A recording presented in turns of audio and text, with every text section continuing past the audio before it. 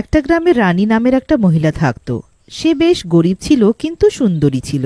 ও তরমুজ বিক্রি করে নিজের জীবন যাপন করত। তরমুজ বিক্রি করে সে ভালোই রোজগার করত, যেটা দিয়ে সে নিজের মা কৌশল্যার চিকিৎসা করাতো। রোজকার মতো একদিন রানী তরমুজ বিক্রি করতে যায়। তরমুজ নিয়ে নাও, তরমুজ, রসালো লাল তরমুজ, একবার খেলেই লাল হয়ে যাবে। রানীর গলা শুনে ওখানে দাঁড়ানো সব মহিলারা পরস্পরের সাথে কথা বলে। আরে বিমলা বোন, দেখো তো কত সুন্দরী তরমুজওয়ালি, ওকে দেখলে তো রাজপুত্রও মন হারাবে। তুই আবার রাখ রমা, সুন্দরী তো আমিও কম নই, আমার স্বামী আমাকে দেবশ্রী বলেন। বিমলার কথা শুনে ওখান থেকে যেতে থাকা ভীমা বলে, ঠিকই বলছো বিমলা বৌদি, তোমার মুখটা বেজন্তী মালার মতন, যেরকম সে বুড়ি সেরকম তুমিও। দাঁড়া, এক্ষুনি মজা দেখাচ্ছি তোকে, বেশি আর কি হচ্ছে না তোর, দাঁড়া এদিকে আয়। ভীমা ওখান থেকে পালিয়ে যায়, কিন্তু ভীমার কথা শুনে ওখানে পাশে দাঁড়িয়ে রানী হাসতে লাগে। রানীকে হাসতে দেখে বিমলা রেগে যায়। তুই আবার হাসছিস কি? যা এখান থেকে, আর বেশ সাজসজ্জা করে আসিস না। ফল বিক্রি করিস সেটাই হয়ে থাক, বেশি হিরোইন হওয়ার দরকার নেই। এতটা বলে বিমলা ওখান থেকে চলে যায় আর রানীও নিজের তরমুজ বিক্রি করতে চলে যায়। কিন্তু তখনই একটা ট্রাক জোরে রানীকে ধাক্কা মারে। রানী দূরে গিয়ে পড়ে, তার সব তরমুজ ছড়িয়ে পড়ে যায়। রানীও বেশ আঘাত পায়। আহ, কেউ একটু জল দাও, আমার মাথা ব্যথায় ফাটছে, কেউ জল দাও, নইলে আমি মরে যাব, কেউ ডাক্তার ডাকো। কিন্তু কেউই তাকে জল দেয় না। কিছুক্ষণের মধ্যেই রানী মারা যায়। মরার পর সে একটা ডাইনি হয়ে যায়। এই দুষ্ট লোকেরা আমার সাথে ভালো করেনি, আমি জল চাইতে রইলাম, ওরা আমাকে জল দিল না। ওরা যদি আমাকে জল দিয়ে দিত তো হয়তো আমি আজকে বেঁচে যেতাম। এবার আমি নিজের মৃত্যুর প্রতিশোধ নেব। পরের দিন সকালে ডাইনি রানী একটা সুন্দরী মেয়ের রূপে তরমুজ বিক্রি করতে যায়। মেয়েটা এত সুন্দরী থাকে যে গ্রামের সব লোকেরা তার কাছ থেকে তরমুজ কিনতে চলে আসে। সুরেশ নামের একজন গ্রামবাসী তার কাছে যায়। আরে বাহ, তুই তো খুব ফর্সা রে, আমেরিকা থেকে এসেছিস? না, তরমুজের কামাল। আচ্ছা, তোর নামটা কি? সুরেশজি, আমার নাম কামিনী, আর আমি পাশের গ্রামেই থাকি। এবার আমি রোজ আসবো তরমুজ বিক্রি করতে। কিছুক্ষণের মধ্যেই কামিনীর সব তরমুজ বিক্রি হয়ে যায় আর সে ওখান থেকে চলে যায়। খাও খাও, বেশ তরমুজ খাও, তোমরা সবাই রাতে বুঝতে পারবে। ওদিকে গ্রামবাসীরাও বেশ মজায় লাল লাল তরমুজ খায়। সেই রাতে যারা তরমুজ খেয়েছিল সবার পেটে ব্যথা হয় আর তারা জঙ্গলের দিকে বেরিয়ে যায়। ওরে বাবারে, কি ব্যথা হচ্ছে রে আমার পেটে, এমন মনে হচ্ছে পেটটা আমার এখনই ফেটেই যাবে।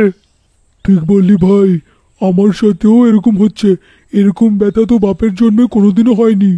তখনই ওখানে ডাইনি আসে। ডাইনিকে দেখে তারা ঘাবড়িয়ে যায়। ডাইনি তাদেরকে বলে, আর কিছুক্ষণেরই ব্যাপার, তারপর আর তোমাদের কখনো কোনো ব্যথা হবে না। কোনো গ্রামবাসী কিছু বুঝতে পারত তার আগেই ওখানে দাঁড়ানো সব গ্রামবাসীরা তরমুজ হয়ে যায়। আমার জাদু দিয়ে এরা সবাই তরমুজ হয়ে গেল, এবার এদেরকেই বিক্রি করে আরো টাকা রোজগার করব আমি। তারপর ডাইনি সব তরমুজকে নিয়ে ওখান থেকে চলে যায়। পরের দিন সকালে ডাইনিটা আবার কামিনী রূপে তরমুজ বিক্রি করতে চলে যায়। রোজকারের মতো সব গ্রামবাসীরা তাকে ঘিরে ফেলে আর কিছুক্ষণের মধ্যেই সব তরমুজ বিক্রি হয়ে যায়। খাও খাও, বেশ তরমুজ খাও, মূর্খ, তোমরা একে অপরকেই খাচ্ছ।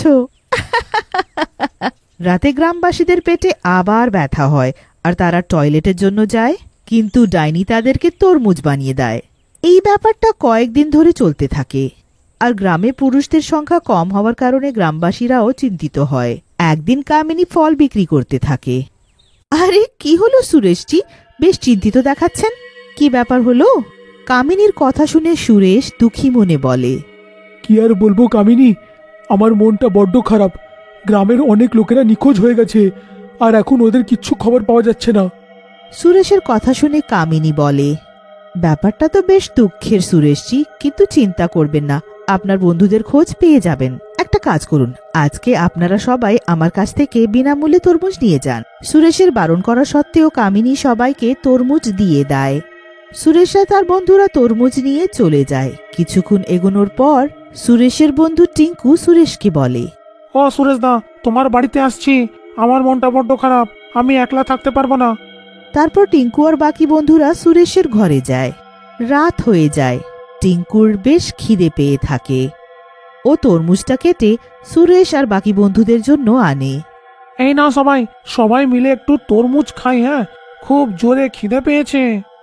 টিঙ্কুর বলাতে সুরেশ ছাড়া বাকি সবাই তরমুজ খেয়ে নেয় আর ঘুমিয়ে পড়ে। রাত হতেই সুরেশ ছাড়া বাকি সবার পেটে জোরে ব্যথা হয়।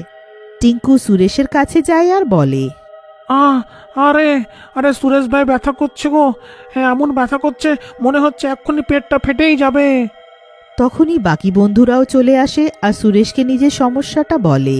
আর তারপর সবাই জঙ্গলে চলে যায়।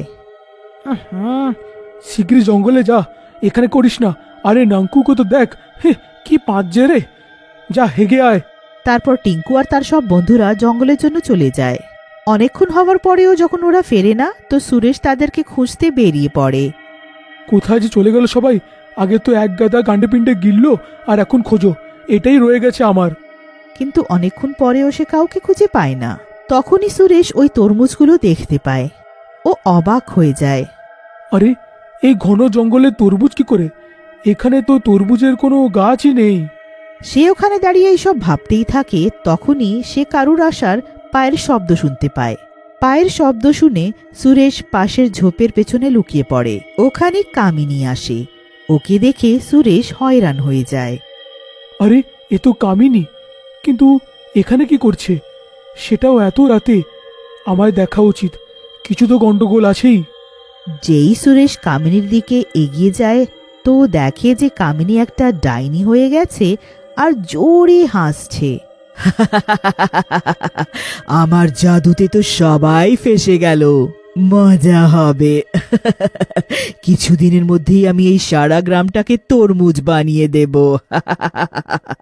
এতটা বলে ডাইনি ওখানে রাখা সব তরমুজগুলো তুলে ওখান থেকে চলে যায়। এইসব দেখে সুরেশ অনেক ঘাবড়িয়ে যায় আর একটা তান্ত্রিকের কাছে যায়। তান্ত্রিক কিছুক্ষণ ধ্যান করার পরে বলে, বাবা, খুব বিপদে আছো তুমি। এই ডাইনি সবাইকে তরমুজ বানায় আর সেই তরমুজ তোমাদেরকেই খাইয়ে দেয়। আমি কিছু বুঝলাম না বাবা। বাবা, এর মানে হলো তোমরা নিজেরই গ্রামবাসীদেরকে খেয়ে ফেলো। তান্ত্রিকের কথা শুনে সুরেশ অনেক ভয় পেয়ে যায় আর বলে, কিন্তু বাবা, এরা আমাদেরকে এরকম কেন মারছে? এই ডাইনি রোড অ্যাক্সিডেন্টে মরে গেছিল, তখন এ জল চাইছিল, কিন্তু কেউ একে জল দিল না। তারই প্রতিশোধ সবার থেকে নিচ্ছে। কিছু করুন, না হলে এ তো সবাইকে মেরেই ফেলবে। আমাদের বাঁচান। সুরেশের কথা শুনে তান্ত্রিক বাবা সুরেশকে ছাই দেন আর বলেন, বাবা, এই বিভূতিটা ডাইনির গায়ে ছড়িয়ে দিও আর ওর কাছে ক্ষমা চেও। বলো তোমরা আর এরকম করবে না। পরের দিন সকালে ডাইনি কামিনীর রূপে আসে আর সুরেশকে ওখানে জ্যান্ত দেখে হয়রান হয়ে যায়। আরে সুরেশ, তুমি এখানে কি করে? কিন্তু সুরেশ কিছু বলে না আর তার কাছে গিয়ে সেই ছাইটা তার উপরে ফেলে দেয়। যেই ছাইটা কামিনীর উপর পড়ে, ও ডাইনি রূপে চলে আসে। তুই আমার কোনো ক্ষতি করতে পারবি না, আমি নিজের মৃত্যুর প্রতিশোধ নেব। আমরা সবাই নিশ্চয়ই ভুল করেছি, আর তার জন্য আমরা ক্ষমা চাইছি। যেই সুরেশ ডাইনির কাছে ক্ষমা চায়, ডাইনি ওখান থেকে গায়েব হয়ে যায় আর গ্রামবাসীরা তার জাদু থেকে মুক্ত হয়ে যায়।